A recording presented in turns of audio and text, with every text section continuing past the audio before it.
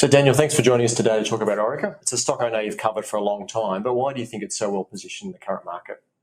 Yeah, thanks, Simon. I think the explosive industry is really emerging from quite a really tough few years where the explosive prices or AN prices have been quite depressed. And now we're seeing a good recovery. Demand's coming back post the mining restrictions of COVID, and we're seeing that demand-supply equation much more balanced. And we're seeing higher AN prices and improving returns for the whole industry, which is great. And then if we look forward, what's sort of exciting for the whole industry is they're much more rational today. Nobody's looking to build new explosive plants despite the higher prices.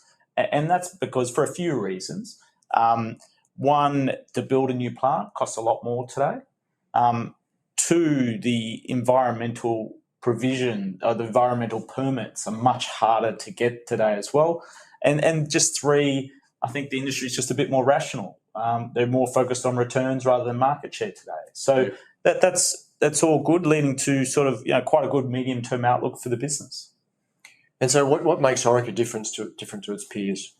Yeah, so Orica is the number one global leader. So they've got operations in every country almost, or all the major countries around the world. And because of that, they've got really good scale. And with that scale, they can out-invest their competitors. So they invest heavily in R&D and in product development. And because of that, they've got some really exciting products to bring to market in the technology space. Wireless blasting is going to really change how miners use their mine plans to get the ore out of the ground. They've got some really good software products. And they've got some great monitoring systems as well. So a whole range of products their competitors don't have, some really good IP.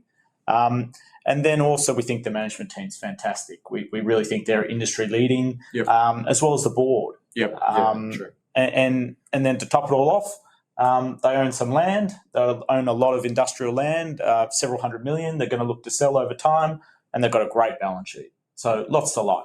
Right, okay. Yeah, I think the one thing about Orica has always been it's been a play on volume, not price. Yes. And with the current mining environment, obviously a lot of the customers like BHP and Rio are looking to try and save costs, which I think puts Orica in a really special position to be obviously help those customers save costs.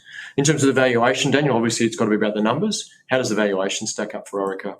Yeah, no, the valuation's good. It's very attractive. It's trading on around 18 times 1 year forward earnings right now today, which is reasonable. But what we're probably most excited about is the earnings growth they're going to get over the next 3 to 4 years as they renew some of those older low-price AN contracts to where spot prices are today. So we see some really good double-digit earnings growth the next 2, 3, 4 years, and that multiple is going to come down considerably. And when you add in the really strong balance sheet, they're a global leader. We think that's a really attractive valuation. Yeah, which all makes Orica a very attractive stock to own, and which is why we own it across our large cap funds, but also it's a top 10 holding, our mid cap fund, Future Leaders, and a top 10 holding in the QVE listed investment company, and a stock we've covered for a long time. I think, really well positioned in the current environment. Thanks, Daniel. Thank you.